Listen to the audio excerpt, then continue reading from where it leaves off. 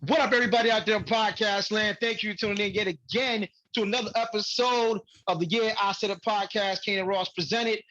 Branch out of my child, where we expressing without full capabilities until they might want us in correctional facilities. I am the dad half of this operation, Ross Cooper. As always, I'm rocking with the best. My co-host Kane, introduce yourself to the folk.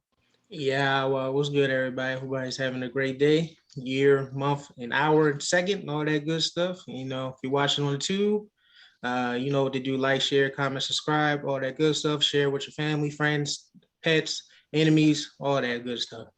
And if you're listening on the other platforms, we appreciate you, and you can share that as well. So yeah, thank you, appreciate you. All right. If you can see me, I've been doing the Birdman hand rub for the last few seconds. I've been waiting for this moment. Ken and I have discussed, hey, you know what? We could always use some dope feminine energy around here. And we found it. I have with us as a guest today. I've been waiting for this for a long time. This is going to be fun. Bliss from Everybody Loves Bliss. Please, sister, introduce yourself to the folks. Hey. I am Bliss from Everybody Loves Bliss. And anybody who knows that also knows that we are co-hosts of that show, a show that has not been on for a while. And so, you know what, Ross and Kane, you two are the only two that could bring me back in front of the camera and on the mic before I go back to my show. So that's love right there. Cause I was like, I ain't doing nothing till I get back to my show, but I will for you guys because it's all love. So yes, I appreciate you inviting me. I really do. So yes, I'm Bliss. Which you want me to tell the folks? You got an impressive resume. You're a filmmaker. You're a poet. You have been around some of the dopest names in music in the industry. Like, wow. And there's a bet you and I have that we're going to talk about later that I still think I'm going to win. Talk about that? Okay. You're going Are to we talking about this on the show? Are we talking about it on the show? We could. If you don't want to, we'll leave it be. We can leave it for yours either way. But listen, it's a bet you're gonna lose. Not that I want you to lose, but you're just gonna lose. You already losing. I mean, it just is what it is. But okay, this is your look. You and Kane got this. I am just a humble guest in your abode, and whatever you want to talk about. But let me just say this. For the folks seeing me here and wondering why my ass is not on the mic and in front of the camera for Everybody Loves Bliss, we come back November 10th. So look for us then. We are coming back November 10th. Finally got a date for it. So until then, please make sure you are subscribing. And even after then, you subscribe, you listen, you support this show right here. This is the place to be. So that's all I got to say for right now. Okay. All right. So we're going to dive into it. And the beauty of it all is having that masculine feminine balance here. We're going to dive into it.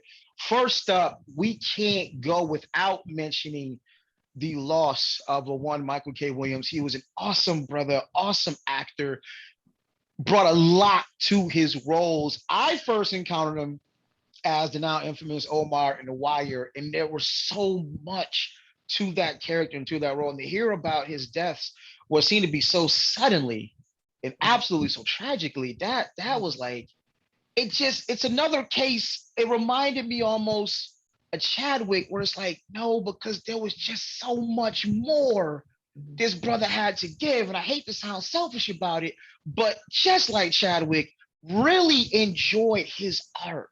The nuance, and it's a masterclass in acting almost, and you can tell like one character was not like the other, and he didn't get typecast, quote unquote. He had a range, I believe, to certain of his characters. Like, it wasn't a case of him playing Omar 5 different times. Okay. you know what I mean? He wasn't Omar 5 different times. Liz, I'll let you talk first. How did you feel when you heard about that? You know what? I was surprised at how hurt I was. I didn't, because I'm going to be very honest. I missed the Omar character because I never watched The Wire. Now, what's funny is I live in Baltimore. I lived in Baltimore during the time that The Wire was being filmed, and I was so averse to it because I would hear so many very negative things about what it said about Baltimore. Not that it wasn't true, okay? Not that it wasn't telling the truth, okay? It was just that every place you went, if you said you were from Baltimore, people brought up the most scathing, like the worst of the worst. And I think that there's something to be said to showing that side of Baltimore. It was just at the time I just couldn't feel it. And also at the time I was a corporate girl and not really working as an artist. So I didn't take the opportunity that I wish I had taken and worked on that show. With that being said, I was so surprised how tremendously hurt I felt by his loss. And it dawned on me, I probably didn't say it enough. I probably said it in passing, maybe when you and I spoke, but really and truly, this is not gassing him up. Michael K. Williams was a freaking brilliant actor in the stuff that I did see him. I saw him in Lovecraft Country. Yeah. That's the role I'm most familiar with now, especially since it was the last thing I think I saw him in. And there's an episode where he comes to terms with his sexuality, which I had mixed feelings about in terms of that character. But what I could not deny is that there is a whole episode where he does not speak. He does not speak. And his presence and his communication with the camera and the emotion is undeniable. And I remember seeing that episode and I had to think back. I was like, damn, did he not say anything this whole episode? Did he go through this episode and communicate all of that emotion, all of that brilliance, all of that array of struggle, emotional struggle, and not say a word? Yes, he did. And so I know what it takes to do that. You just, everybody can't do that. And you got to be on the planet and in the craft a really long time, really more people much older than him and who've been at it much longer than him to get there. And the fact that he was there. And in anything that I saw him in, he just was brilliant. And I wish that this is someone just hearing people talk about who he was outside of his work, just how humble and how transparent he was and how giving and how loving he was. Because people don't respond to you the way that they're responding to him if you're not an authentic person. Like they can, oh, I loved him, he was great. But there's tons of pictures with him. There's tons of people smiling. There's tons of real personal stories people are I was in a situation, I was at an audition and I wasn't feeling so great about myself. And this brother came over and said A, B, and C to me. Or it was my first day on the set and I wasn't sure of myself. And this brother came over and did this. Or we met at a party and he came over and danced with me and it felt so free. I mean, there are just too many real authentic stories that are coming out about him. It's not just kind of like, oh, he was great, he was nice. It's like, no, let me tell you what happened when I came across this brother. So it seems like this is a man who took every opportunity to live life and to love. And I really am so sorry that I didn't get a chance to experience him in person and get a feel for him only through his work. It's the first time in a long time I really had that regret about not having the opportunity to meet someone. So absolutely. Kane, what you think, man? Like that one, I think I don't know which one of us texted each other first, but I was like, man, the first thing I was like, damn, Omar. What'd you think, man? Yeah, damn Omar. Like I said, I saw The Wire a little later, but I loved him in The Wire. I loved him in Lovecraft Country, which you gotta watch one day. Father. I know. I didn't get on the Lovecraft Country train. I got it. I mean, like I said, I'm gonna be honest with Lovecraft Country. At first, I didn't know what the hell was going on, but it got better. It got better as each episode and explained itself. So, yeah, and I got tired of hearing the N-word, but other than that, it was a great show. But it was set back in the day, so of course that's what happened. So you gotta make it authentic, right? But it was sad. Like I said, it just seems like we're just losing a lot of good people really young, and it's not because of the thing, but yeah, but we're losing people very, very young. I know everybody's not perfect. I know he probably had his own demons. I don't know what the exact cause of death was, and I'm not going to get into that because I don't know. but it's still tragic. And I wish he was here. It hurt a little bit too, and yeah, it's sad. That's all I don't know what more I can say. I mean, and I'm sorry. I think Kane is right. I think it doesn't even matter why he died, because the fact that he's not here is the Right. pain. is That's Yeah. the hurt. Yeah, it's sad. But and pay you respects to his family and friends and all that. And like I said, he will live forever because his characters, as you both put brilliantly, live through the screen, will live forever. So if you want to know something about his character, go watch The Wire, go watch Lovecraft Country. There's another show that I haven't watched yet that he's on, Boardwalk Empire, I think. Oh, Boardwalk Empire. Okay. Yeah, I haven't watched that yet. Eventually I want to get to it though, but because I heard it was good. Mm-hmm. But yeah, he'll live forever. Rest in power. Absolutely. Absolutely. All right. So speaking of power, or in this case, what I believe is a gross misuse of power, we're going to travel on down from Baltimore, as you all said, to the Lone Star State, Tex-Ass, putting the ass in Tex-Ass. Just recently, Tex-Ass passed an abortion law that says you essentially cannot get an abortion past 6 weeks. And Okay. just makes my head hurt because I'm like, dear people with penises, you should not be making decisions for women's bodies.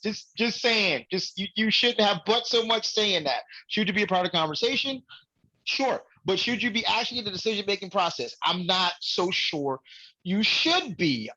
This just screams being archaic, borderline barbaric, and totally just ignorant. This is how I can figure, this is how I know men had a lot to do with this. Do you really think passing a law saying you can't do this is going to stop it from happening? You're more concerned to me about, I don't know, than actual women's safety. Because if you know anything, as long as there have been women in unwanted pregnancy, there have been ways to get rid of said pregnancy. And now you just made it a hell of a lot less safe to do so. And then the turd cherry on top of this shit Sunday is it makes other citizens responsible. Like if you know of anyone going to get an abortion or the doctors are performing them, you're supposed to turn them in. And if I'm not mistaken, there's a $10,000 reward. So we're literally putting bounties on doctors' head. Stop snitching. Okay. Oh God. Okay. I have a somewhat unpopular opinion. Ooh, okay. Let's get it. This is we're in 2021. And abortion is still a real struggle issue, and it should not be. I have very mixed feelings about how abortion is handled in different places. This isn't correct, but there are places where you can have very, very late term abortions where babies are essentially just born and allowed to die. I'm not okay with that either. So, and there's also, I know of people, of several women who have had 5 and 6 abortions. That to me is insane. And I agree with you too, that men should not be making the final decision, a collective of men, on how abortion gets mandated. But I also am not part of the conversation or in agreement in the conversations that say men shouldn't have any say in reference or an opinion about abortion. So this issue is such a struggle issue because most women don't even know they're pregnant at 6 weeks. They don't know. Generally, when women find out they're pregnant, if you've ever seen pregnancy announcements, they're generally past 8 weeks when they find out. So you're not even giving opportunity in Texas for a woman to fully know she's pregnant before she could qualify, if she wanted to have an abortion, to have one. So that's problematic in itself.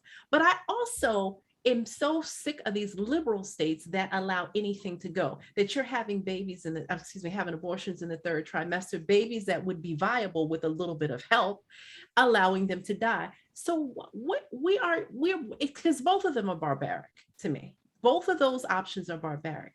So there's got to be some humanity found in this issue. And there just has not been. I think that no woman, I don't give a shit if she, and here I go, there's my mouth. I'm Hey, sorry. No, you we fine. free here. I don't give a shit.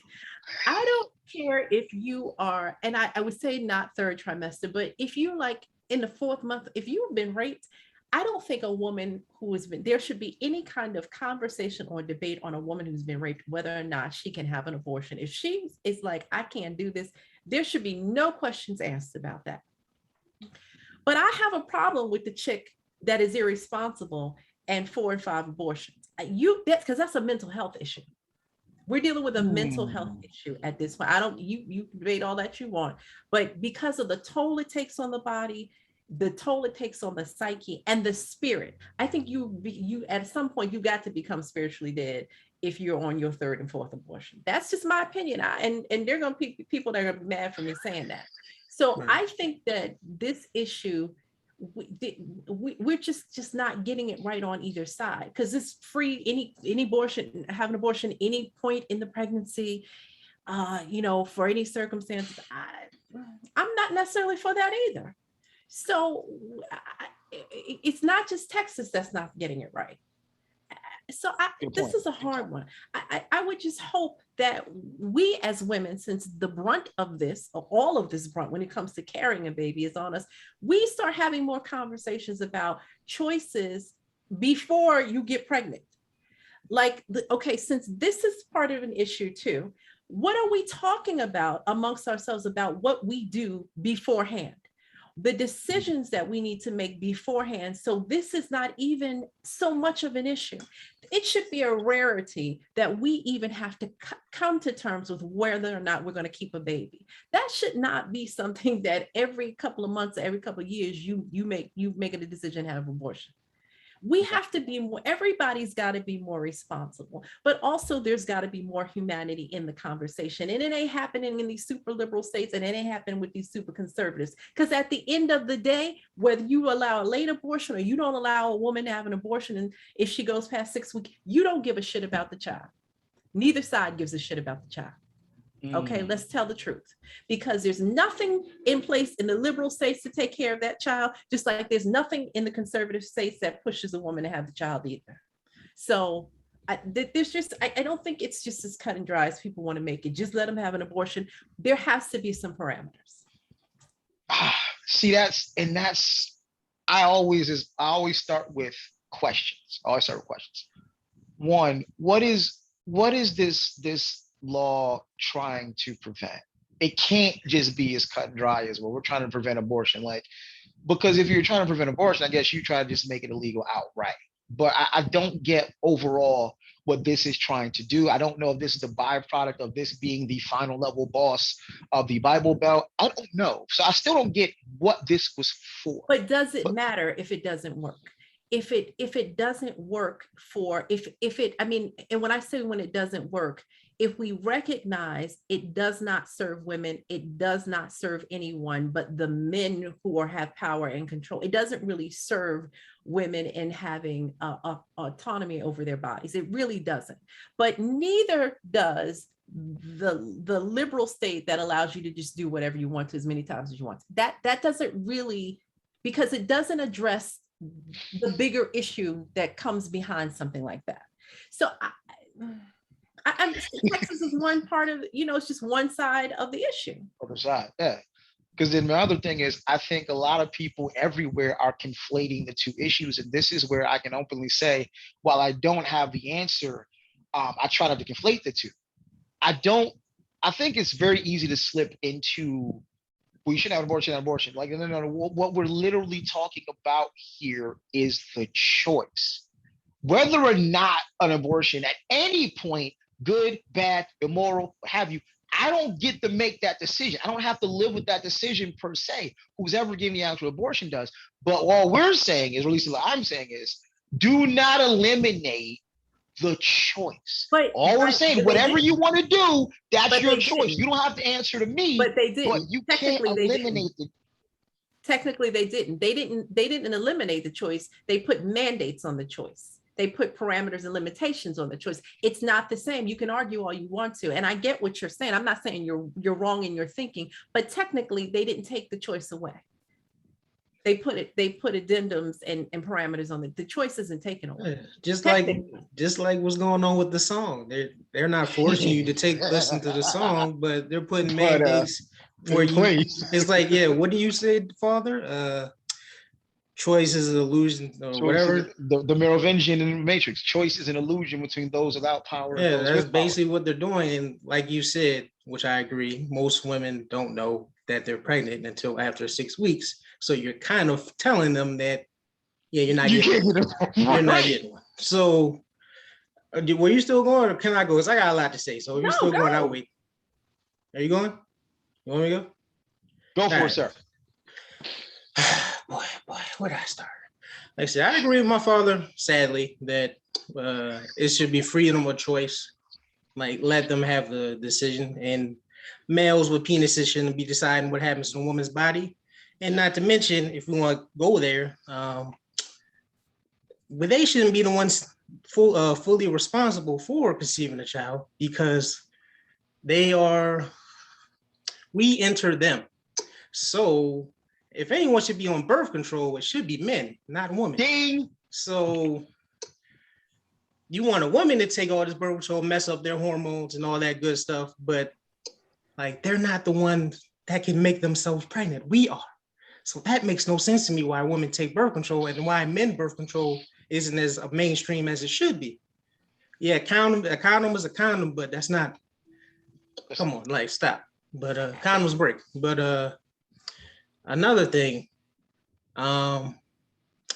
it seems really confusing to me because it seems like they care more about somebody or something that's not here yet and don't give a fuck about the people who are. Ooh. Meaning, if the baby came consensually or non-consensually and the parent is not able to take care of it or mentally or financially or both, then what do? You say, oh, well, give it up for adoption. Sorry, I know people in that system and that shit is trash. They don't give a fuck about you once you're here.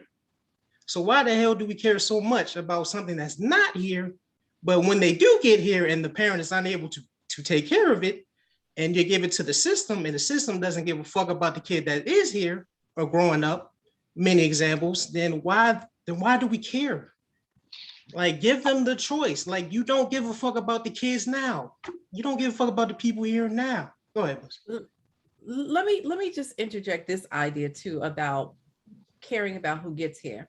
Conservative states are more concerned than liberal states, even though liberals do it in a slicker way, like making you sing the song. But there's also a theory about population control. Right. And the low rates of white babies being born. So conservatives are more invested in family than your liberals tend to be. So in a conservative state, there's this theory, there's more concern about what is happening to the browning of the population. So they'll take, even though ideally allowing abortion, because they always blame Black women, Black and brown women for having the most abortions. And I doubt highly that number is correct, but okay, whatever. Right. But still, you can't legally at this point mandate regulations on abortion that only affect Black and brown women and not white women. So ideally, based on this idea, is that we got to control the abortion to control white women's access so that we can help establish and affirm and keep our population going, because there is that issue of population control. Even when we talk about singing the song, does your audience know what this even means? Yes, they know what it means. They know. Yeah, I'm gonna reiterate just to be sure, real quick, real fast. Okay, for those at home that might just be tuning in right this moment and have not tuned in any other else, when we talk about singing the song, we're talking about a certain treatment for CV19. Yeah. Get it? Nod, nod, wink, wink. Okay, when we sing the song, we're talking about, a certain treatment that's just being possibly made mandated. But I think you all get it now. All right, as I you hope were. they do.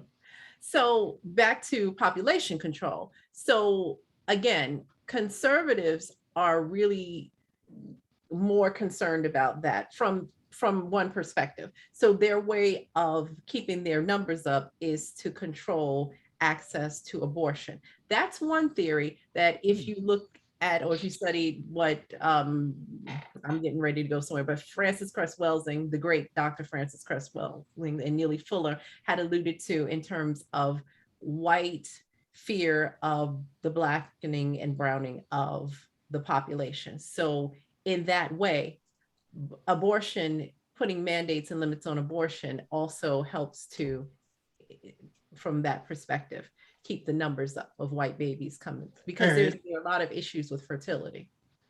Also, one of the other things I wanted to say, sorry if you had something to say, Father, but for me, I don't think there should be a limit because something was brought to my attention by another woman, strong woman, by I may add. Well, if you got raped by your dad once, you get an abortion, and then okay, you get raped by your uncle 3 times in a row. I mean, everybody's situation is different. Right. So I don't think there should be a limit. I understand what you're saying, that you shouldn't probably use it as a form of birth control, but everybody's situation is different. Everyone is different. So I don't think, like I said, I still think for me, the freedom of choice. You have to live with what you did at the end of the day. Whoever you answer to, whether it's God, conspiracy, or whatever, you have to answer it eventually. But for me, it's like everyone's situation is different. And that's why I can't say one size fits for all, because like I said, everybody's situation is different.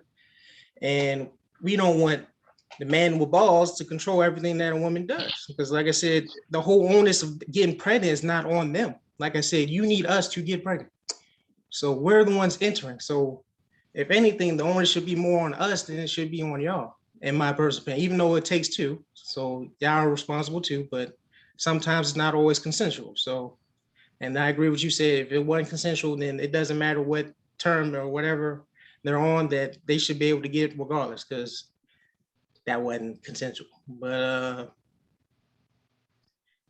it's just crazy to me. Like I said, yeah, I don't really care about the kids that are here, and you care more about something that isn't here. And I know people will say it's immoral and this, that, and the third, but if we talk about immoral, look at this damn system. Look at this damn country. If you want to be mad about something being immoral, be mad about, look at the fucking TV. Look outside. That should piss you off. That's immoral. But no, we don't care about that because that's part of the plan. But killing babies who are maybe here or maybe not here, that's terrible. Well, Even though you're not going to take care of the kid. So he forced them to have the kid. Cool. Who's going to take care of it? You just gave a great example of the system failing, because generally, if we're talking about somebody who's raped by their father and then later on raped by their uncle, they're probably underage at some, generally, if we talk about those stories. So that's the representation that I'm talking about of a failing system. Somebody's raped by their father, raped by the uncle, and visiting abortion clinics, there should be something there in those systems. If somebody's coming in 1, 2, 3 times have an abortion, there should be something in place that says, that clicks off and says something is we need to have a conversation, or maybe look into why somebody at this age is having 3 abortions. What is going on with you? See, if we were taking care of people in the first place, then we wouldn't be having discussions on 3 and 4, 5, 6 abortions, because we'd be nipping shit in the bud when we see stuff that's out of order. It is out of order for somebody 16 to be on their 3rd abortion. Okay. Or 10. Okay. So because, like we have discussed, we don't take care of folks, we don't take care of people, the systems that are in place don't do shit.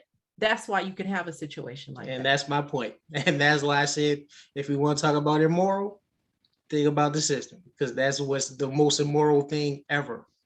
So yeah, I mean, this is just honestly, I don't, and this has been the problem with the Republican Party since Reagan. They're out of touch. They can't read the room. They function from a bygone era.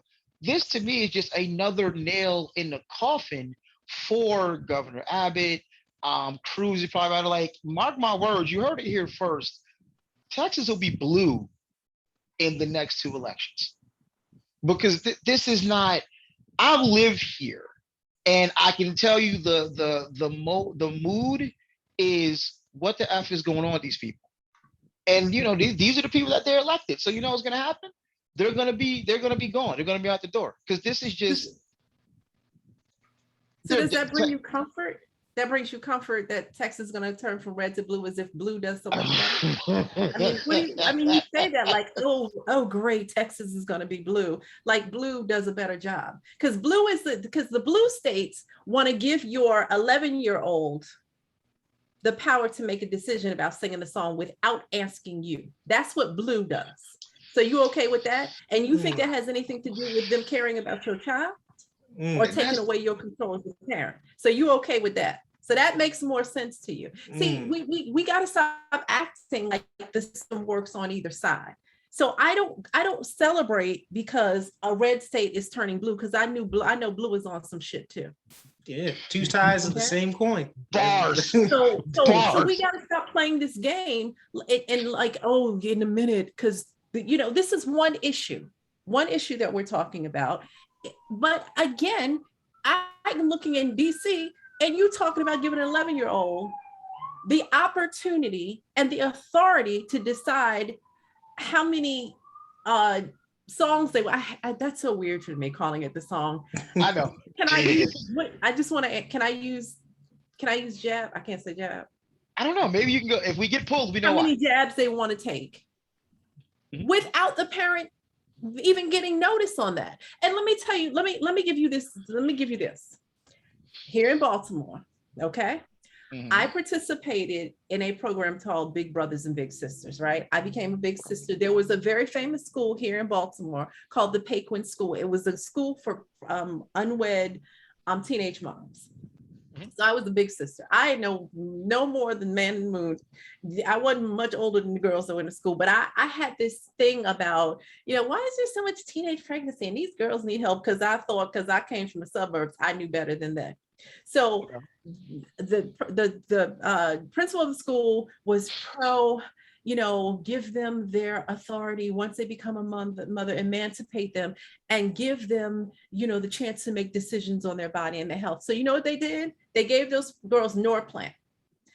Y'all, whoever's listening to this, Google Norplant. So the girls could get the Norplant, which was birth control, in their arm, right? Didn't need their parents' permission, and me like a dummy going along. Let them have their Norplant. That way they can control this pregnancy and such and such.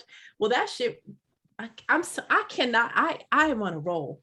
I really am. Keep it going, man. We keep it going. We good. We good. Started. So they got all the support from all the medical facilities and getting that Norplant in. But once they started gaining weight out of control, they started getting sick, missing their periods, hair falling out. There was nobody around to help them get the Norplant removed. And in fact, Norplant is included in the book Medical Apartheid. And here I am not understanding how insane that was at the time. You would put Norplant in, and now when I hear about people putting patches on to like control their blood sugar or to control their cycle and all that to me is so insane. And I'm not judging anybody who uses patches for whatever you control, but something that you can stick on your body that's controlling your blood sugar or controlling your ability to reproduce, it's here and your ovaries are down here, but it's controlling all of that, or it's controlling what's going on with your pancreas and your endocrine system, or whatever it's controlling stuck on your body. Look, y'all have that. Seem a little bit too many questions. Right, it's too much. But that's what was going on. And now we've got so much history of medical apartheid specifically that has been had on us. We got to know better. We got to know better. Okay. So you questioning taking the jab. And that's blue. That's your blue liberalism, though. That's what blue liberalism does. And at the end of the day, it didn't give a shit about those girls. and they were young girls and they should have been protected. Nobody gave a shit about them. It's just stop you coons from getting pregnant, basically, is what the medical system was saying. And yeah, I said coons because that's really how some of these folks really think about us and deal with us, even though they're presenting this idea or this fix that looks so great to you until it's killing you, and then you got no help. So like kind of like what the new mandated thing, but okay. We gonna talk about it. That sounds like eugenics light.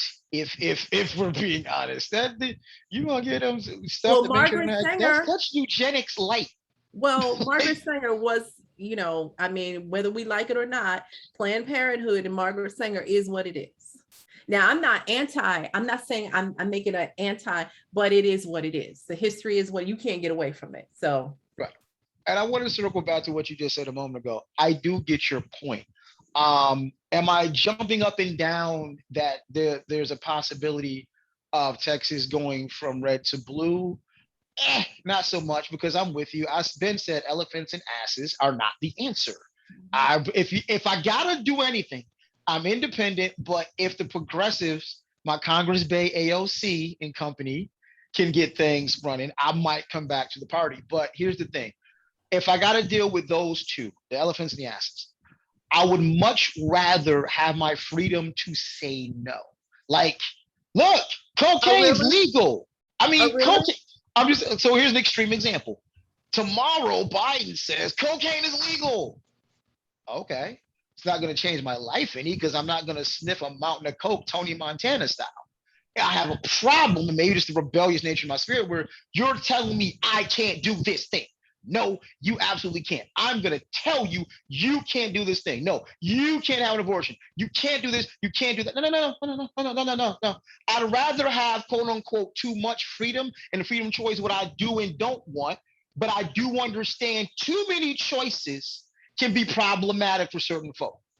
I can't have the expectation of common sense. So I do get your point when it comes to the abortion stance. Like, having the choice means someone is going to have 6 abortions because they can.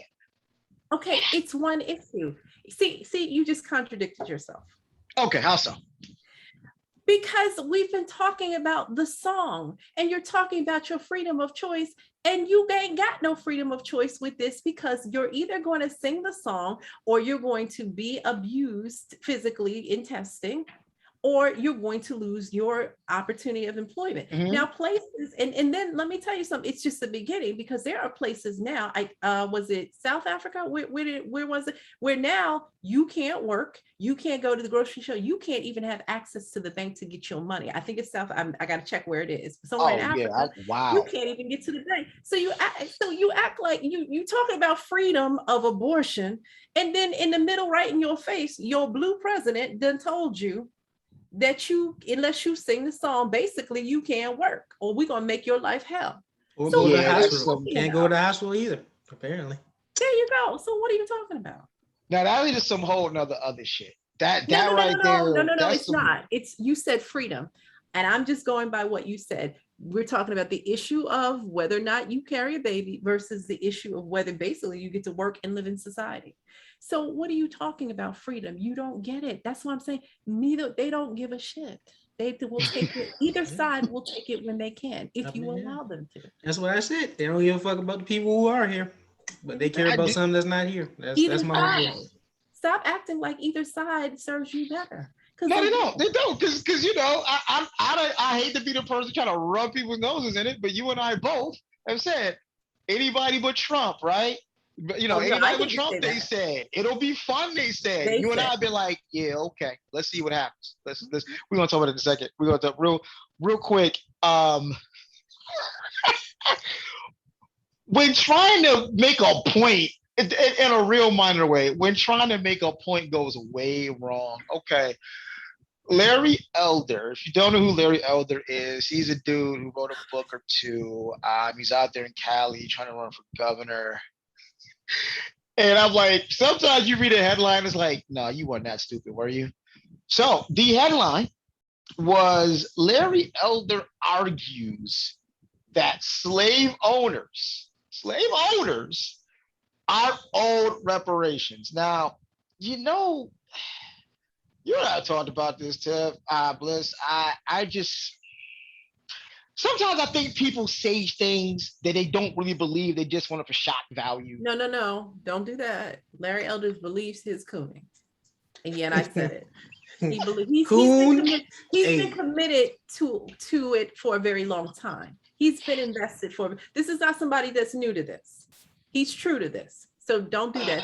You tend to not want to believe the pathology is as bad as it is. But Larry Elders has years of it. So give him his coon crown and let him run with it. So don't do that. I want to hear what Kane has to say about this because you and I talked. I want to hear what he has to say first because you already know. You know, the word of the day is Coontastic. Let him wear his coon crown. Hold up. Let me get the line out. But I'm like, real quick, the reason I say it is because I think there's a check involved with being a black ultra conservative, Candace Owens. Ironically, he went on Candace Owens' podcast. What a shock! And says, and this is a direct quote. Let's see. When people talk about reparations, do they really want to have that conversation? Because, like it or not, slavery was legal, Elder said.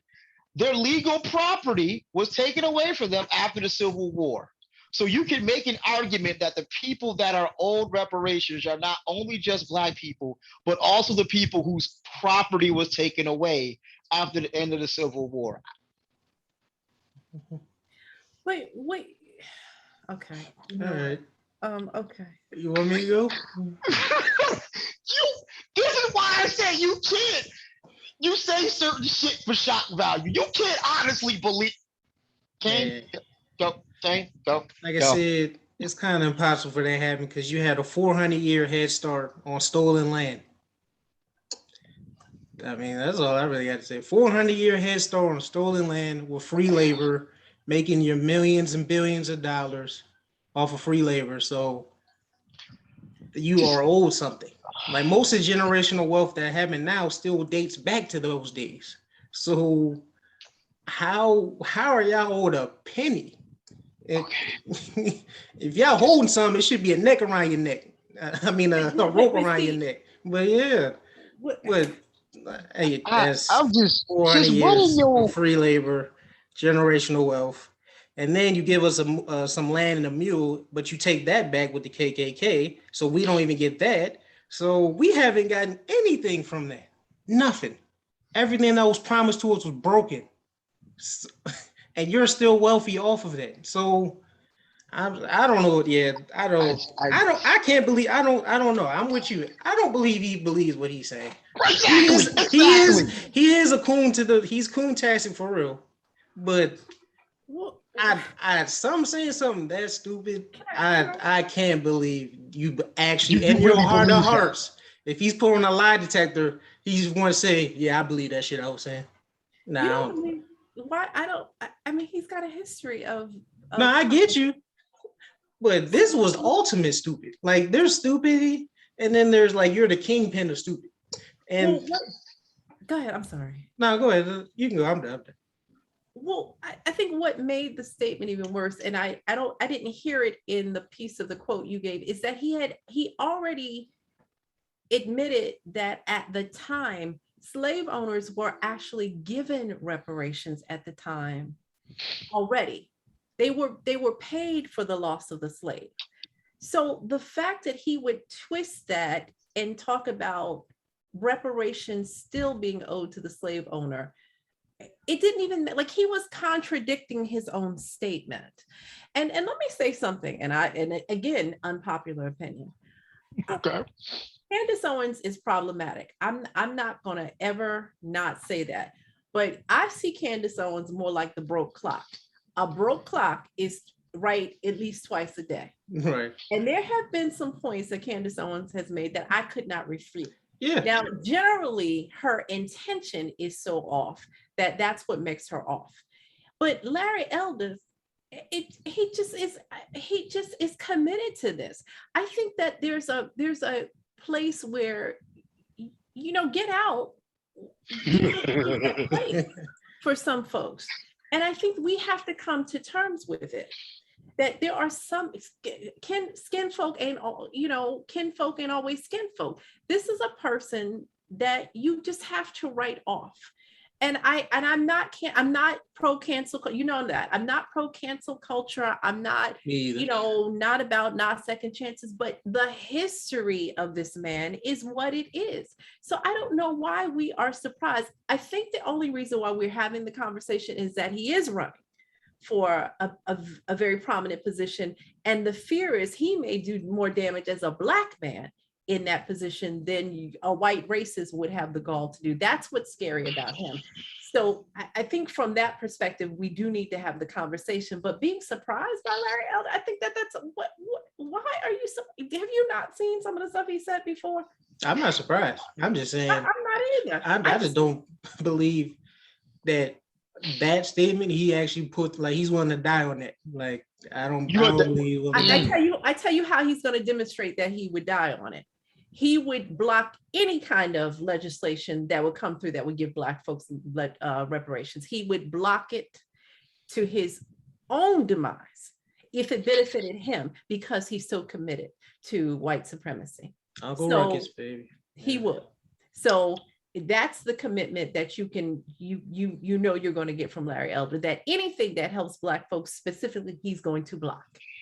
He's going to find a way to come to the rescue of white folks. He always has, he always will. That you can count on. Yeah. So what I've always said, I just mentioned, the problem with the Republican Party since Reagan is you're outdated, you're out of touch, and you can't read the room.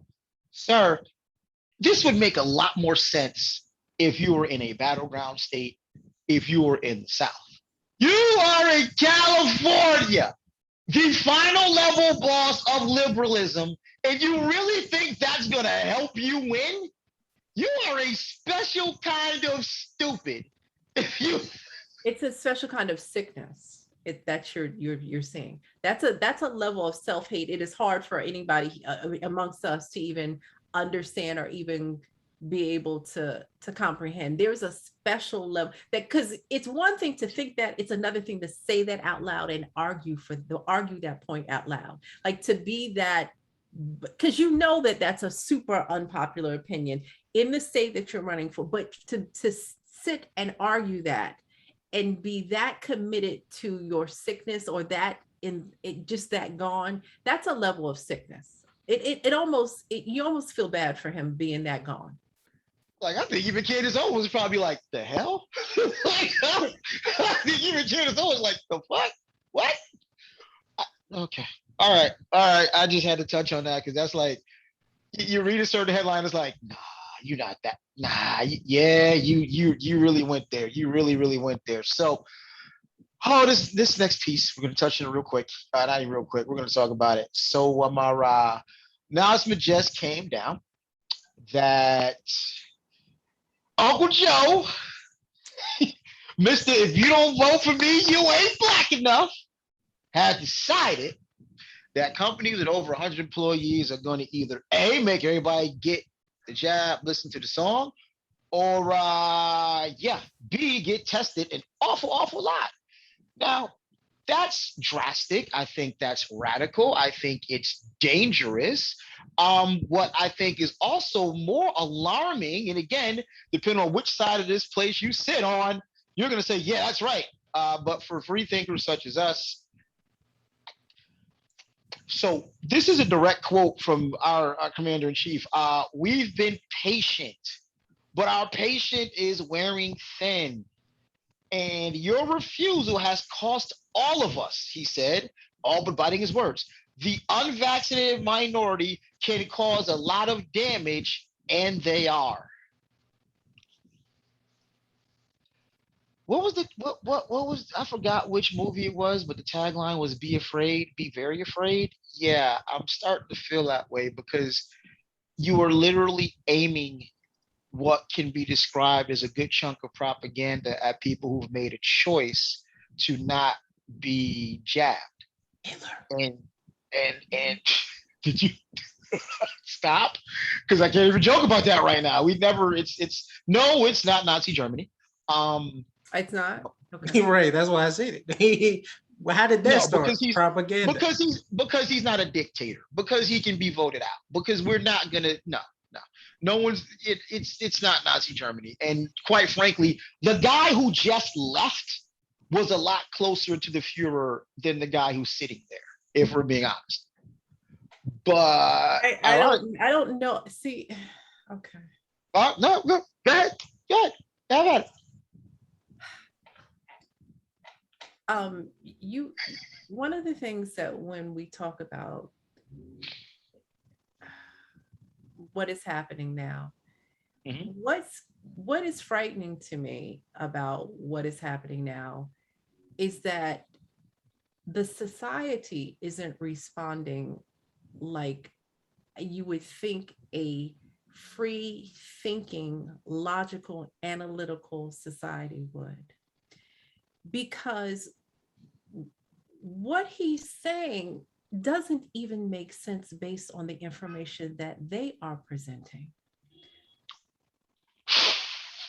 Well, if something has a survival rate of 90+%, why are we this frantic? Okay. What happened to the flu, by the way, that was the problem for years and years until COVID? Did that suddenly disappear? Because all of a sudden we don't talk about that anymore. And with the vaccine, how is it that you would, oh Lord, I'm sorry, with the jab, with the because I know you gotta be so careful. Even say the fact that I have to wait a minute. The fact that I have to be careful saying the word is insane. The fact that the censorship is the way it is, that I am trying to have a true and authentic conversation, but I can't say true and authentic words because the censorship is where it is, and everybody's not up in arms. Let me just start there. But the fact that you are leading with misleading information, you've created a situation where news is chaotic. So you've built this whole thing on fear, not fact. Because the idea that somebody who doesn't take the jab is automatically not wearing a mask, trying to breathe on everybody, is walking around with symptoms, not report. I mean, these whole, like you've created this idea, like these are monsters getting people sick. You know good and well that both the jabbed and the unjabbed are being admitted to those hospitals. They're both getting sick.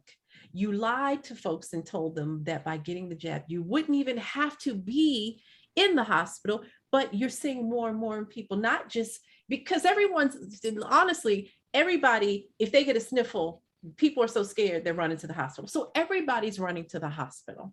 But we're not talking about we're focusing on the percentage of those who may not have taken the jab versus really telling the truth about the ones who are, so you promised them that they wouldn't get so sick they would need to be admitted. That's a lie, because they are being admitted, but you don't want to talk about that. Nope. And you're not talking about, you promised when they gave you all that information about Black folks getting sicker than other folks, and that you were going to deal with medical disparities and why that was happening. And you never did. Because if we really told Black people the truth, you are getting sicker because we've been lying to you for years about your state of health in the first place. You have been immunocompromised from the beginning because you've never had enough vitamin D. You've been immunocompromised and you've been having problems with your microbiome, meaning your gastrointestinal centers, because the diet that we prescribe for Americans doesn't work for your Black asses, because that's not what you're supposed to eat. And I say that lovingly. So you promised you would deal with the disparities to help folks, but you never did. What you are doing is pushing this jab. You never did what you promised to do. Fauci, can I say? I can't say it. Yeah, we can speak on him. Talk about it. Fauci took forever to say the one few time I remember him saying it, that he was fighting his own COVID by taking more vitamins and nutrients. He said that. The only time I heard him say it when he was interviewed with Jennifer Garner. All those months that he knew that making those differences would help people, he never said it. Okay.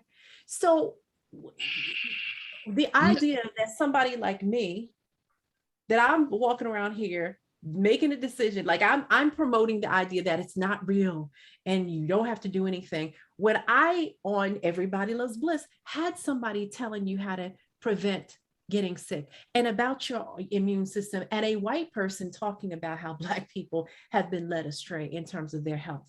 So the fact that you've acted like people who are not taking the jab are simply not doing anything, and they're just sitting around, you know, adding to the sickness numbers, when that's not true, because a lot of folks who aren't taking it are doing a whole lot of other stuff that have prevented them from being sick in the first place, who can go around and go into hospitals and be like, I'm okay, because we know what to do. Like, you're forgetting that large group of the population. So just all of the misleading information makes me crazy. But what makes me crazier is that we are not seeing much of a response from the American population. And guess what? And when I do see it, guess who I'm seeing it from? The conscious Black community and the conservative white community. Wow, interesting bedmates. Go ahead, Ken. Yeah. I mean, this is all part of the Matrix. Like I said, I hate to do the Dark Knight reference because we always do it, but I'm the inventor of this shit. But when normal people, unvaccinated people dies, nobody panics. But if vaccinated people start dying, everybody will lose their mind. So they're not going to report that at all. So they're going to just keep making, like you said, seem like unvaccinated people are the monsters, and they're the main ones dying and the main ones in the hospitals, even though that's not the case. Because when you take or listen to the song, you can still catch it and you can still spread it. The spread part is what kills me, because they're walking around without their mask on, if I can say that, without their Batman mask on, and, you know, still breathing and coughing and doing all that extra stuff, could be non-symptomatic, and spreading it. But because can I even say that? What can I say? Because the Justice League, let's gonna call them Justice League. The Justice League said that you don't have to wear your mask, your Batman mask or your secret identity, and you can go out freely. And you have the song, the listen to the song section or sports events or doctors or gyms and all that. You can do all that regularly, not knowing that still listening to the song, you can still spread it, like, and you can still die. I don't know if the numbers they telling us is true, because I don't believe what everything they're telling us is true.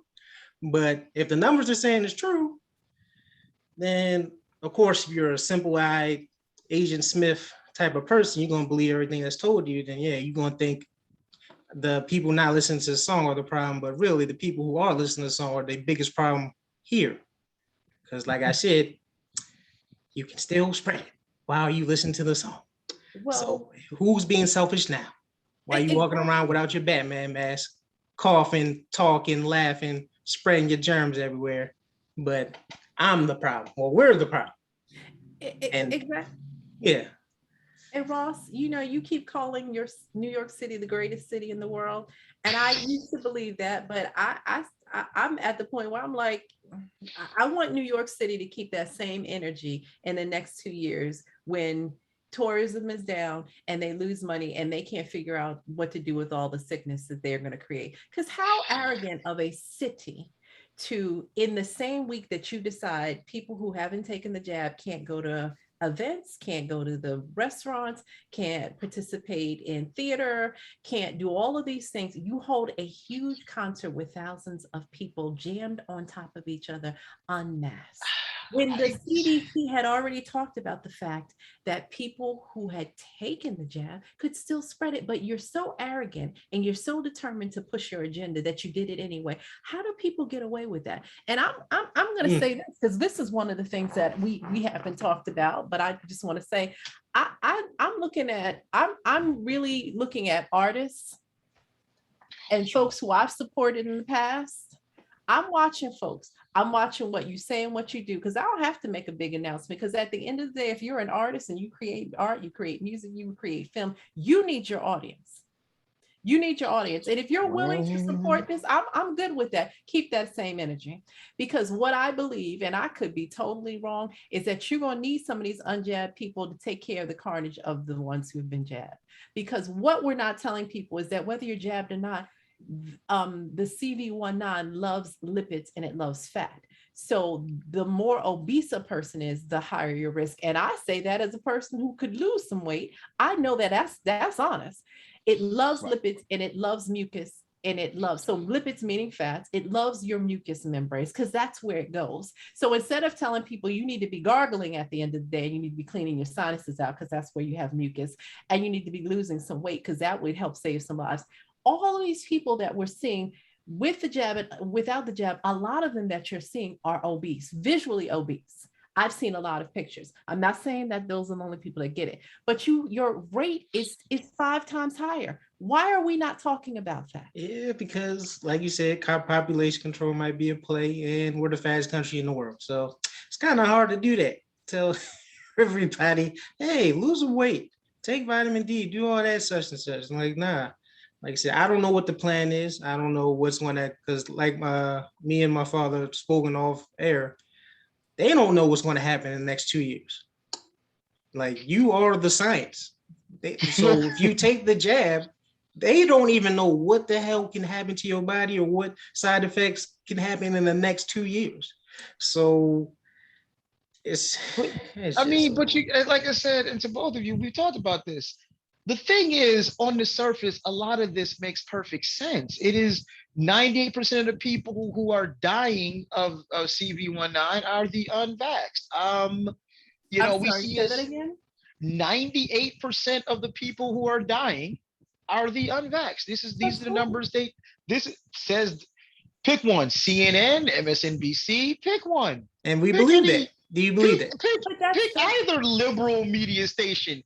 It is pretty much, if you do not listen to the song, you're going to die a terrible, horrible death. And 98% of the people dying these terrible, horrible deaths have not listened to the song. Let me stop you. Let me just throw out some names.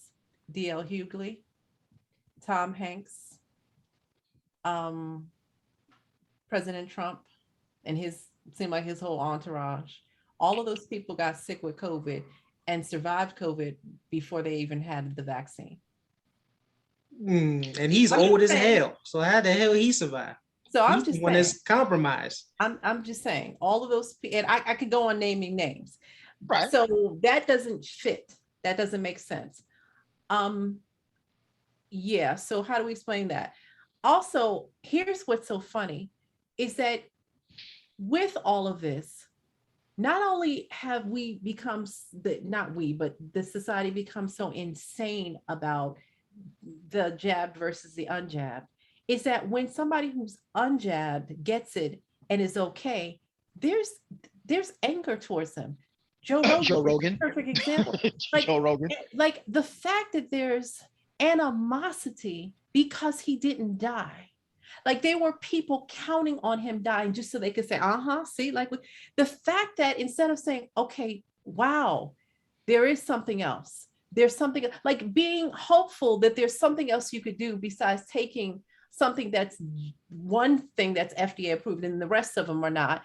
The fact that people weren't happy to see that he was okay, and it gave them hope and would say, okay, you know what? He was right.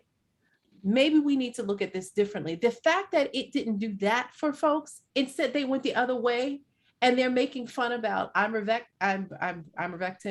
What am I saying? I'm saying it wrong. Okay, that's and talking about, it's being used for horses.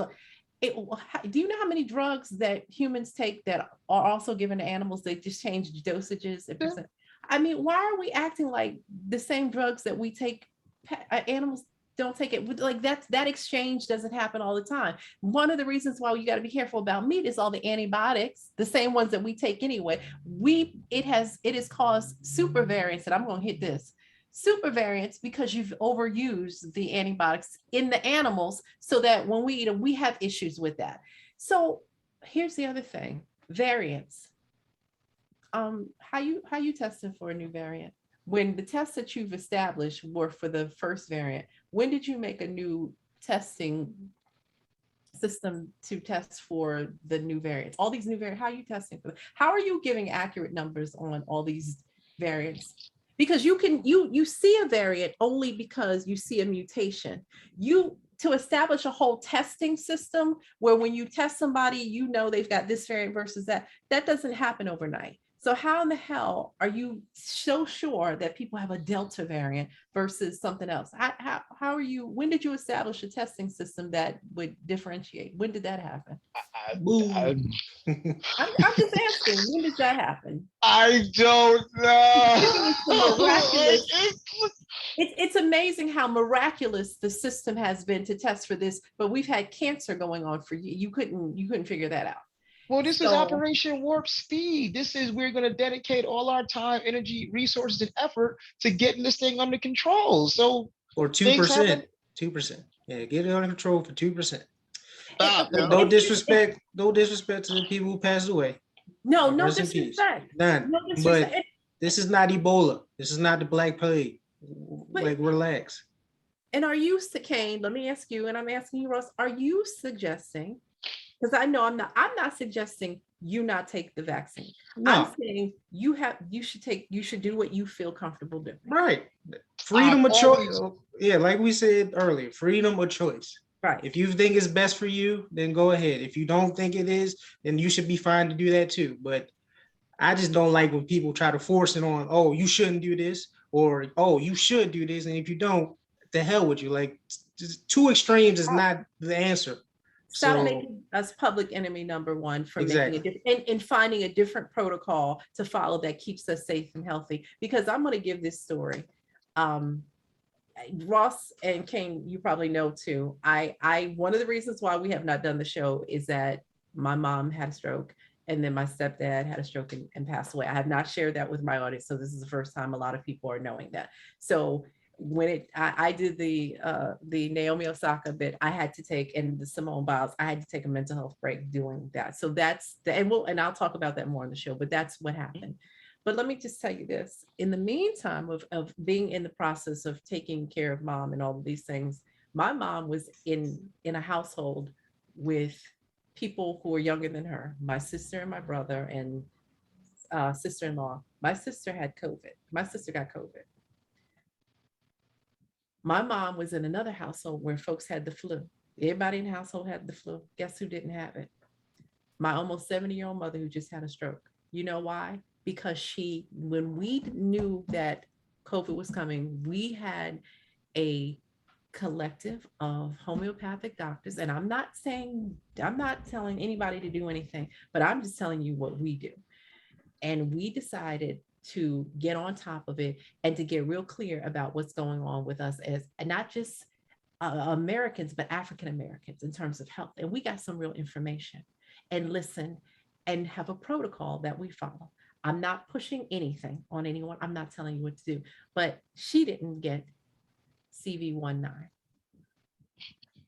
Almost 70, had recently had a stroke. So all the compromises that you could think about, she had them. In that situation, close contact, she didn't get it. My brother, who also followed the protocol, wound up with the flu, not with CV19. So you can say what you want to. See, I've seen the difference in when you have a protocol and when you've gotten on top of taking care of your health and understanding what's going on with your body as a person and as an African-American specifically, and doing what you needed to do. So my God bless you if you've decided you want to do something else. I am not telling anyone what to do. I'm just saying, stop making folks that make different choices who are surviving and doing well in spite of what you want to believe, stop making them your enemy. You make a decision for yourself that you feel okay with, and you do what you need to protect yourself, because there's no guarantees. And respect those of us who did. And I'm going to put this one last thing to your president. Here's the thing. I find it interesting that you would make a mandate about people taking the jab, but you never made a mandate that made the companies that make the jab responsible if they kill or maim.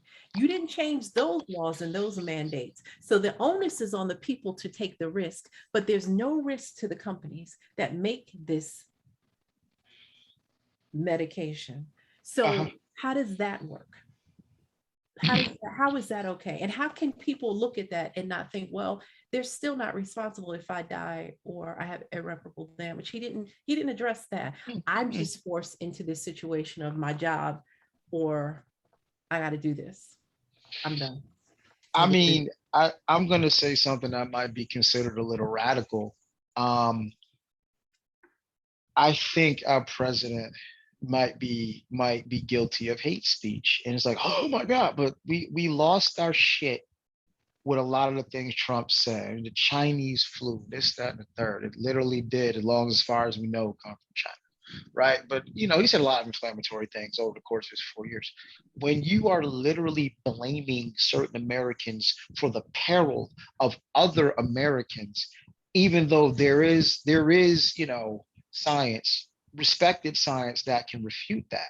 And I get it's not the most popular thing, but there is actual peer-reviewed science that can refute that. That is hate speech. I'm half expecting folks with torches and pitchforks in the next few years. When you talk about we've paid enough and our patience is wearing thin, that's signaling. That's January 6th, isn't it? That's the same shit the guy who just left did, right? Inciting it, like this is hate speech and inflammatory, sir. And who does that sound similar to? Who precedes all the people we just said? Right. I'm just saying. I'm not going to say his name. I'm not going to say his name, but that's how it started. So go ahead, take the floor. Take the floor. This is not Nazi I'm not Germany. saying literally, dog. I'm saying, what is this? But we're miles away. We're miles away Are you? from that. Are you? We're miles away from that. Are you? Okay. Are you? Because you can change the trajectory much faster because of the way the media works and how it's controlled now. We already have to be careful about what we say. If you're supposed to have freedom of speech, but you don't. You don't have freedom of speech. So are you miles away? Yes, I'll tell you. Okay. I will say we're miles away for a couple of key points. The one part that is like, and again, I have thought this a while, history speaking, there is not this innate desire to eradicate a certain race of people. Like, no one wants to wipe the unvaccinated off the planet, so to speak. They just want them to take it. They want us to take the damn thing. They don't want us eradicated. They want us to take the damn thing. There's certain countries and people saying that if you're unvaccinated, you can't be hospitalized or don't really care if you die. So like you deserve it. So what do you mean? So they kind of do want us to be wiped out. Isn't that a form of eradication? Right. You see, you're focused because it's not racial. And this is a whole different kind of collective than you've seen. But see, a lot of people who would be affected by this are considered the expendables anyway. The elderly, the obese, the pre-existing conditions. Insurance companies would love to get you off of their books. So what are you talking about?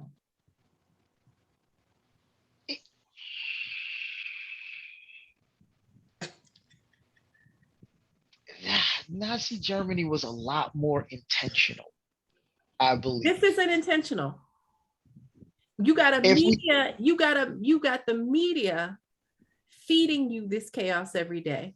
Every time you turn the TV on, you've got celebrities coming on who probably have not even looked at a jab, feeding this to you. You've got the president making it a war of the two sides. How is that not intentional? Okay, it is intentional. I guess the thing is this. The thing with Nazi Germany was, hey, Germany was strong. This section of people are making us weak. We must get rid of them. We're tired. We've waited long enough. Our patience is wearing thin. Same thing. Yeah, so what does that mean? What do you want to do? What you want to do about it? It hurts. It hurts. And here's why most people will not fight against it is the reality of this, just what like you're doing right here, having to deal with what you are seeing and seeing how nefarious it is and not wanting to believe in the country that you've bled for and supported and defended, that you are seeing what you've seen. A lot of people can't deal with that. So there's a lot of cognitive dissonance happening in terms of what is happening. Because it's easier to do that than to deal with the reality of what you're saying. I guess I'm thinking of the end result. And that's where I say we're miles apart, because the end result was very deliberate and cruel extermination. And let's not treat the unvaccinated in the hospitals. We're tired of seeing them. And even though most people who work in hospitals know it's different, but I come into the hospital. I don't even. I don't have nothing to do with COVID. I may have been in a God forbid, somebody may have been in a car accident, but because you've built, you got this in your head. So do you treat them differently? Who is thinking about having surgery later on in the year? It doesn't need a jab that has nothing to do with her. She's fine. Doesn't need, but it's thinking about taking, even though she knows all the information, does all the holistic things, has not been sick, has been fine, but she's thinking about taking it because she's afraid that if she has surgery and something else goes wrong, because they might see on her records that she hasn't taken the jab, might not treat her for something that may not have anything to do with it, that she may be treated differently. So tell me again how this, because it doesn't have to be the exact same as what you're talking about. It just has the same smell, it's stylized the same. It's because the times are going to be different. So you're not going to have the exact same things, but you got a media cycle that works much faster and more intensely because you got social media now, you've got TV, and now the controls are limited because people don't realize there's 6 companies that pretty much control all the media. They also keep in mind that large pharmaceutical companies, most of the large pharmaceutical companies, they exchange boards. So members of these media groups sit on these pharmaceutical company boards and vice versa. So they're winning. And here's the other thing. Keep in mind, since COVID happened, I want you to pay attention to this. Let's move away from this. Look at the exchange of wealth. Something like 8 or 9 new billionaires.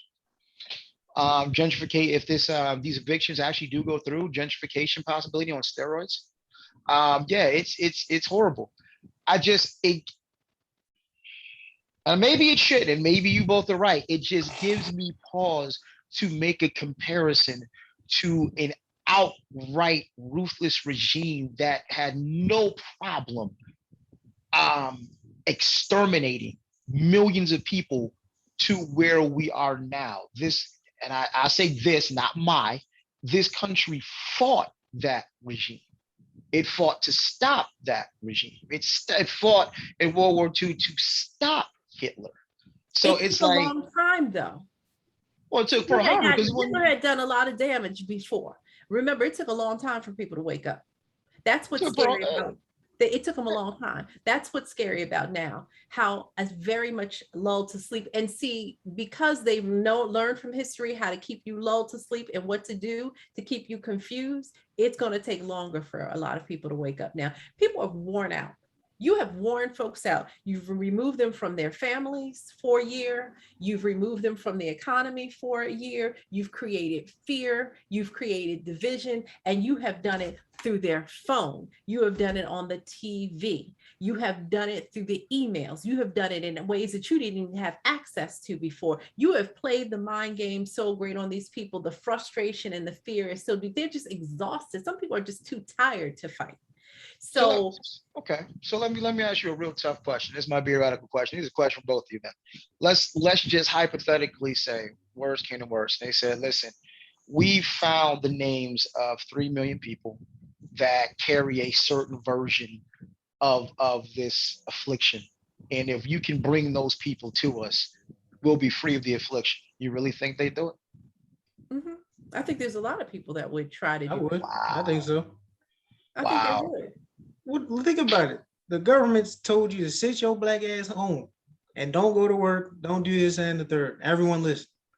So if there's a way for everything to go back to quote unquote normal, what you think they're gonna do? That's not a good example only because telling someone to sit home, basically saying stay home for your own protection. This is what we advise you to do. We still, it's under the guise of we have your best interest in mind. And pay. It is a different conversation. We're saying, hey, I need you to go grab your neighbor and bring them to this place. I That's a don't different know ask. that they'd go in and grab the neighbor. I know they make the call. And here's Yeah. the thing, because if you can keep people from seeing their families, parents from seeing their children, children from seeing their parents, or parents in their last days who they have access to that won't go see them because they're scared about whatever, or newborn babies that are have turned one going on two and haven't seen the grandparents because grandparents so scared to have. I mean, there's a lot of stories about that. I was listening into a conversation the other day on a radio program about people who are so hurt that their family members won't see them, or parents won't see children because the children made decisions to not get the jab, even though they've not been sick. They've done other things. These are people who are being responsible with their health because, first of all, we've removed that idea from people's heads. People think that if you don't do the one thing that they're telling you to do, that there are no other alternatives. They removed you from speaking about the alternatives, even though there's plenty of people doing alternative things. And here's what I have to say about that. For everyone that's listening to this, please keep in mind the person that's doing a holistic program is more committed than you. And let me tell you why. Because to do this holistically, to decide to approach this holistically, insurance ain't paying that. You spending your money to do it. It takes more preparation for me to decide I can't eat at A, B, and C place and eat junk. And I've got to buy supplements that no insurance company is going to cover.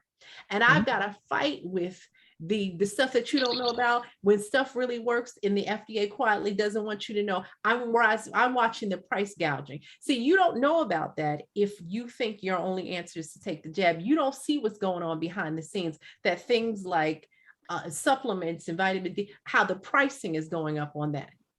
And why would Side that note, be? If it real doesn't quick, work, I just found, real quick, sorry to interrupt, real quick, Mhm. after looking at 4 or 5 different stores, I just found standalone zinc. I cannot find zinc all by itself anywhere. Continue. Yeah, I couldn't either.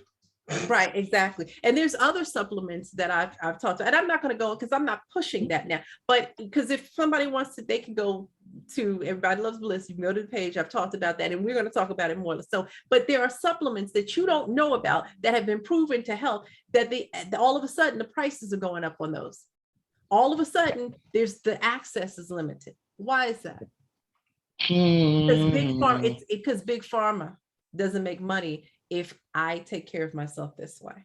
I'm spending more. I'm more committed. The person who's doing this way is more committed and spending more and taking on that ownership. But yet you don't appreciate that, or you don't know that. Your jab is probably free. You probably got a chicken box for your or you got some weed or a lottery ticket. I don't get I don't get the reward except knowing that I'm taking care of my health in a way that I'm not worried about being poisoned at the end of the day. So That's the choice I made. So let me wrap this around a little bit, because this is the thing that you and we've all talked about. We're going to rewind the clock to about, I don't know, September, October-ish, 2020. And, we don't need Mr. Ice Cube and his contract with Black America. Yeah, that's cool. Have a seat, Cube. We don't need you right now. Besides, we got this spanking brand new Lift Every Voice plan. So our great debaters today for both of you is so what do you think the odds are that our Lift Every Voice plan gets done at this point before he leaves office? I'll lead it. I'll say I got it at 50-50. There's a 50% chance we actually start knocking some of those things off because I think this whole CV19 thing will be kind of corralled in the next few months.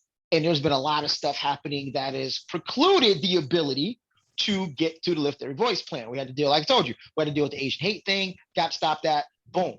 Had other stuff on the docket, not a big deal as CV19, had to deal with that. So there's stuff that had to be dealt with before Uncle Joe, you ain't black if you don't vote for me, can deal with the Lift Every Voice plan, get the George Floyd policing bill passed, so on and so forth. I'm at 50% this happens before he leaves. Bliss, what's your percentage? Are you is that a joke what you just said about having to deal with the Asian hate and all of that? Are you I'm going with, because I'm like, when I start asking questions like, well, how come this didn't get done? You got to figure out, when you tell me you're going to do something and you don't do it, after you have promised me you are going to do it, and the fact that you are in this office is because of black people and black women in particular, well, you need to get to it. So if you haven't gotten to it, there's got to be a good goddamn reason why you haven't gotten to it. So in my logical mind, I'm trying to figure out, right? What have you been doing that kept you from doing the thing you said you were going to do? Okay. So I got a question for you. What did you think you were promised? It's in the Lift Every Voice plan. I read through it. Okay, You so said tell me fair, what you thought you you were know, promised. the fair housing, the access to capital, policing, a lot about community, a lot of those things. None of it's happened. Still getting killed by these pigs. I haven't seen all this investment in black businesses yet. I've seen businesses do it. Citibank is committed to $1 billion a year for the next 10 years to black women-owned business, but that's Citibank. We're talking about Uncle Joe, because I wasn't black enough, I ain't vote for you, right? So where's the delivery here, Joe? Well, What you been doing, sir? Just saying. I'm sorry, but someone could easily argue that he's already started the Lift Every Voice plan by taking care of the Asians, because you keep forgetting that people of color and minorities ain't got shit to do with you. And we tried to say that to folks and they didn't want to hear that. So people of color got taken care of. It just wasn't the black asses that put him in office. So depending on how you look at that, he's already taking care of folks. But see, people didn't like it when I said that Kamala had promised the Asian community she was going to take care of them. They were going to make sure to get taken care of. They got taken care of quick, fast, and in a hurry. What was it, 5 billion? Was it $5 million? I think it was something like that. I could be wrong. But they didn't have to march. They didn't have to have numbers. And all of a sudden, once the bill passed, all the Asian hate has gone away. We haven't heard any more stories about Asian people getting knocked down. And I'm not saying this because I want it to happen. So if anybody listening, I am not saying that it should still happen, but it is amazing how go away so quickly. I'm just saying, black folks are still getting killed. Black folks still getting killed by the police. Black folks still have unfair housing, still have unfair, black businesses still going under, all of that stuff. But Asians didn't even have to march. It only took them 60 days, basically. They got it within the first 100 days, basically. Okay.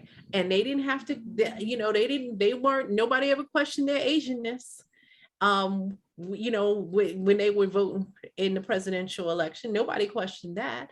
So I just, what did you think you were going to get? Because Ice Cube told you weren't getting anything. And then when people were like, yeah, you get anything but Trump, and Ice Cube, shut up, you just a rapper. And when people like D.L. Hughley were making all of those statements, and I say D.L. Hughley because I'm so disappointed in him across the board. And maybe I shouldn't have brought his name up, but just with what's going on with CV19. I don't know what to think about certain people, that one is one that sticks out for me. But you got what you didn't ask for anything. You didn't demand anything specific and demand dates and times and all that, which was what Ice Cube was trying to say. Let's get more specific. Biden never said he supported reparations, not for 2 seconds. Biden never said he was going to defund the police. Biden never gave you real specifics about police reform. So what are you talking about that you didn't get what you asked for? You asked for nothing and you got what you asked for. Absolutely freaking nothing. So sit back and deal with it. All of you all who are going to disown Auntie Maxine, remember she told black men to sit down if they voted for Trump and all of that old stuff. Okay, they sitting down, and guess what? Ice Cube is still rich, and he's still okay. And everybody who's been middle class, if you haven't made good decisions, you are losing. And if you black, you losing faster than other groups. So, I mean, you got what black folks got what they asked for, nothing. That's funny. The funny thing is, because we did a show on this a while ago, we read both plans, that ironically, Trump's black person plan was more detailed and probably better than Biden's. So, I mean, we know why now. You know, he borrowed quite a bit of that from Cube when he went to speak with him. But yeah, you're right. But yeah, if you read both plans, you look at Trump. If you took the names out of both of them, you'd be like, well, Trump's sounds way better than what Biden's. He's being broad. People of color, like you just said. And what we really consider Asians people of color, I mean, yeah, we consider it, even though they're kind of even though they kind of look like Caucasus people, just a little different. But all right, cool. Well, I consider them people of color, I guess. Whatever. Even though they don't care for us, but yeah, like nah. I don't know. Yeah. What percentage would I give it? Probably like 20. 20% chance. 20. I don't see why he would. Like y'all just said, he already took care of somebody of color. And technically everything that says on his plan is people of color. It doesn't necessarily specify black people. So technically he, like she said, he basically took care of us already. Quick, fast, and in a hurry. He did what the contract said. Also, right. You got to remember LGBTQ. So he did I forgot what he did for transgender. I forgot. I can't remember specifically, but that got handled early on. So there's your minorities. So now what? So sit back, black. Like you always do. But like there were literal bits in there that spoke to policing. There were literal bits that spoke to black people having access to housing, to capital, to invest in businesses. These things have not quite happened. Now, to their credit, to the Biden administration's credit, you have canceled a shit ton of student loan debt, which is a huge deal. And you are the first president since the New Deal, and I guess welfare, to actually try to address poverty in some way, shape, or form head on. Student loan credit for who? I'm sorry? You canceled student loan credit for who? That seems to be the big mystery. Considered disabled. How many of us are in that category? Good point. Good point. I'm just like, you know, I'm trying to be nice here. I'm trying to be nice. Why don't you just try to be truthful? Here's the thing. It's this. It isn't a matter of nice. It just is a matter of what is. You know, I'm very, you know, I try to be just fair. It is what it is. Just like when I told you before, you can't sell me on a red state turning blue. You can't sell me on that, because if I'm being honest, I have to look at each side fairly.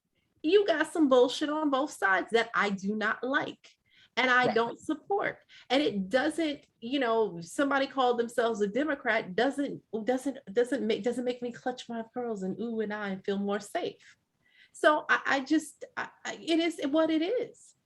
Okay, because like I said, if you cancel student loan, again, I don't know the who, I just know the numbers. There were a huge ton of numbers. There's like X amount of millions of dollars of student debt that's been canceled. I'm like, okay, good. We need to cancel most of that shit. But if you don't know a person who benefited from that, I don't know a person that benefited. Kane doesn't know a benefit. I don't know of anybody. Then Tree falls in the woods, right? I got you. Um, I just want to know when do you circle back to what we were told we're going to get? When do you circle back to paying back the debt paying back the debt to Stacey Abrams? When do you circle back to paying back the debt of the sister that literally tackled Stop, somebody to stop, get your ass in stop, office? stop. Those folks did not require that. Stop requiring things for people that didn't require it for themselves. That chick that did that whole tackle, why are you doing that? Why would you do that? Like you some freaking linebacker. What, you never see a white woman tackling somebody on stage to save some presidents. I was going to say some white guy, but for some guy anyway. She would never do that. So let's remove the race out of it. Why would you do that? Stacey Abrams didn't require anything. She had an expectation that doing all that dancing and doing all that stuff she did. But why? Nobody promised you anything. You weren't even invited to some of the talks at the end of the day. So why would there be an expectation? We keep thinking that we keep doing all these niceties and letting Master pat us on the head that we're going to somehow be respected. Nobody respects that person. At the end of the day, you don't assert your own power, then you're not going to get any. So why are we, you're angry because she didn't require anything. These people didn't require anything. They just thought by doing the dance and drinking the Kool-Aid that they were all of a sudden counted in the numbers. You got to say, listen, you got to come to the table negotiating. Listen, this is what we're doing. This is what we're bringing. This is what we expect, and we need it in writing. And we want to make sure that you understand this is what our expectation was. That's all Ice Cube was asking us to do. Make sure that you're clear about what your expectations are. We need A, B, C, and D, specifically for us, specifically for what our needs are. Those people that you're naming didn't do that. That's not that I'm not taking up that mantle. Every time somebody tried to suggest that you know that they do be more specific, they telling you to shut up. That chick, Simone Sanders, she was very specific and was very specific in telling Black men to mind their business when they had any kind of and that's on record, on telling Black men they had no business having an opinion about Kamala's past track record. Why would you defend her? I'm a Black woman. I'm not defending her. Mm. All right, so we're gonna say you're at 0%. we're gonna say you're at 0%. I'm sorry. I probably come off as a bitter Black woman. I'm not. I'm just like I'm not getting ruffled over this stuff that I know that we participate in. We participate in a lot of our own demise. We don't require anything. We get nothing. It is what it is. You got to have a personal, you know, and it's so, you know what it is too, it is so foreign to the way we naturally, as people of African DNA heritage, we come from a people that focuses and moves in tribes, in family, and unity. And we have functioned so much like other folks. We don't even serve our own interests anymore. We don't even think about what serves the community anymore. Because the idea that you think that you can do this dance and continue to do the same things you've been doing over and over, and you're going to get something. You're so focused on hoping that that person, that group will see you and finally give you what you need, instead of going into your community and saying, this is the power dynamic that we have, and we're going to assert for ourselves that we give nothing of ourselves to these people until we get what we need. Yeah, that's the definition of insanity right there. There you go. All right, so this has been fun. We're gonna we're gonna wrap this up soon. But the first thing, first or last thing, so I'm just curious. We're gonna shift gears totally and go with our Ask a Dope Black Woman segment, because you are in fact a very, very dope Black woman. Just curious, just one piece of advice in this weird 2021 pandemic dating world. What is one piece of advice you would give, brother, to make this, make the connection better? I'm going to be very honest. I don't know that I think I qualify to have this conversation, only because there was a question that just happened. I was watching, and yes, I do it from time to time. I was watching Family Feud, and the question was, it was one of the speed round questions, and I think it was it was like one of maybe the celebrity Family Feuds, and the question came up, and I'm summarizing, to a survey of 100 men on a scale from 1 to 10, how smart do you want your wife to be? Okay. So I'm thinking scale of 1 to 10. 10. 10. Right, like a 10, 10. obviously. well, the gentleman that I remember, he said 7, but the answer was 8. I was surprised it was that high. So I think that I'm probably not a great person to answer this question. What I can tell you that I can tell you what I like, but I don't know that men think the guys think the way you guys do. I don't think that that's the case. So you would answer. So the question, answer me the question again. What's a piece of advice you like to give brothers out there, and to make dating better? Like, what's something you think they just consistently keep missing? One little nugget is like, oh, I didn't know that. I think people know it. I think just tell the truth. Like say what you're there for, say what you want.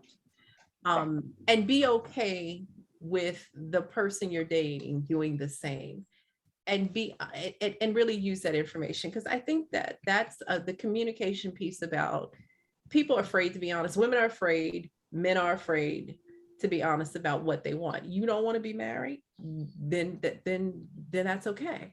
If you don't want to be married, tell that person you don't want to be married. You don't want a real commitment. You want a penetration ship. That's what you want, not a relationship. Then you need to say that, because here at the end of the day, there are people that are willing to give you the kinds of relationships you want. There are certain people that will do that. It may not be the person that you may want to have a penetration ship with, but it really is unfair to be dishonest. I think that's the only, I just think people need to say what, we don't have a lot of time on the planet. Right. You know, and there's so many varieties of how people think and move and function now. I think you can find the thing that you need for whatever stage of whatever you're in. You just need to be super honest with that. I just think that at this point, the dishonesty is just, it just is so ridiculous. It's such a waste of time and energy, and it causes unnecessary chaos, because there's plenty of people. You want a polyamorous relationship, there's people that'll do that. You want all kinds of stuff. They're just people that are willing to do it. Just put it out there and be true. That's the, you know, I don't know if that gets you a dope sister. It gets you maybe what you want at the time. How about that? Because not every man wants what's a dope sister. They want a cooperative, quiet, looks like an Instagram chick. I mean, and that's how, I'm not judging it, but not everybody wants somebody who wants to have an intellectual conversation. Do you know what I mean? Not every man is attracted to that. And I know that for a fact. There are sometimes I start talking and it's like, oh, I can't deal with this. And I get it. I'm not. Wait. I mean, the answer to that question about how smart do you want your wife to be should tell you something. No man said that out of the survey, 10 was not the answer. And the guy who answered the question said 7. I mean, Wow. It is. Yeah, I want some trophy wives. Okay, all right. Well, you can't have a trophy wife that's smart. I'm just okay. All right. This has been nothing short of awesome.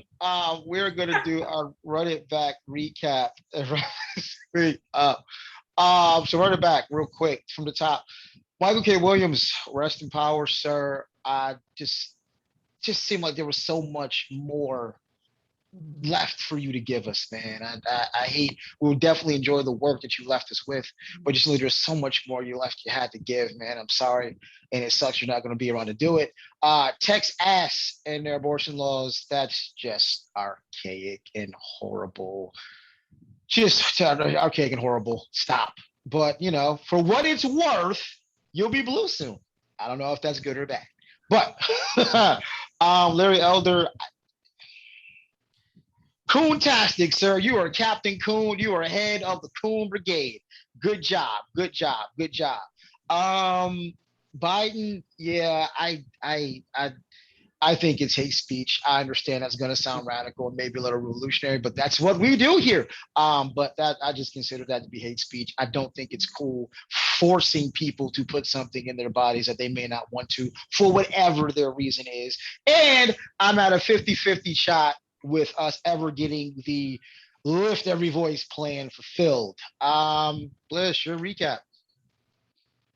Uh, you got what you asked for with the Biden plan. So I don't, and again, it can be argued he's already fulfilled it, depending on where you stand on that. Larry Elders, I don't what you want me to say about that? Whatever. I agree with you that that speech sounded like hate speech to me as well. It really did. I'm sorry, what was the other part? Michael K. Williams. Oh, Michael K. Williams. I think I it's very rare that somebody passes who I didn't know, some kind of celebrity or somebody I didn't know. And I just go, oh my God, I wish that I had had time to meet and experience this person in person. I do feel that way. And I've never seen The Wire, but I'm going to make it my business now to, because I used to joke about that. Oh, I've never seen The Wire, ha ha ha. But now I really want to go back, kind of as my way of honoring his work, and I'm going to watch The Wire. I don't know when I'm going to have the time for it, but I am going to do that. And Michael K. Williams, rest in peace. And lastly, Texas and their abortion laws. Well, again, it's archaic, but then there's archaic on the other side of it. So I just think abortion, we've got to bring some humanity and some sense, and we need to have a federal decision about abortion and not state to state. And we've got to come away from these extremes. And it's got to come with the intention of saving lives and considering the child that happens. And none of that does this. So we got a long way to go. All right. And lastly, please tell the folks where they can find you, any contact info you want to give out. You can find Everybody Loves Bliss, now the old shows, on all the podcast platforms. We're on Google Podcasts, we're on Spotify, we're all over the place. But the new shows will be happening November 10th, 2021. I'm very excited about that. And we're going to be bringing a few other things in this new season coming up that we hadn't done before. I'm going to be doing some one-on-ones and just some other things. So I'm really excited about that. But you want to listen to the old shows, they are there, they're out there. The Facebook and the Twitter pages and the Instagrams will be opening up again really soon in the next couple of weeks. And you just have to stay posted for that. Thank you. Awesome. Jane, your recap, sir. All right, Michael K. Williams, rest in power. Father, go watch Lovecraft Country. I'm gonna ask you again. You gonna have some problems. Tex-Ass. I mean, give freedom of choice. That's my whole thing, just freedom of choice. Like I said, to me, I don't give a fuck about the people who are here or the children who are here, and you're not going to take care of them. So why should you care about something that's not here yet or even been conceived? That's just me. Larry Adler, you coonerific boy. Coonerific boy. Shame on you. Biden, I guess I'm not black enough, my brother. I just found out. I am caucus all the way, because I don't know what nut shit you are doing, but okay. And yeah, I think I said 20% that he will follow through with what he said. So 20%. And then even I'm being generous. So yeah. 50, man, halfway. We're only a year in. We got 3 years left. All right. Well, I want to wrap things up. I want to take a moment to thank our awesome, super dope Black woman of a guest, Bliss, for being here. Thank you for having me. Oh, absolutely. This is long overdue. Am I Oh, the first woman on your show? yes, Yeah. absolutely. Be first. Okay. Yeah. That's what we was waiting on. We was waiting on you. Like, yeah, no, we gotta have you first. Oh, thank you. So yeah, set the That bar feels high. good. Yes. And I'll come But back. Yeah. okay, cool. Because we need to do another Ask It No Black Woman segment. Like just we will collect, questions from viewers and just okay, what do you want to ask No Black Woman? And go. So yeah. But I'd like to thank everyone out there for tuning in to the Yeah I Said It podcast. We will be back, same back time, same back channel next week. Peace. Yeah.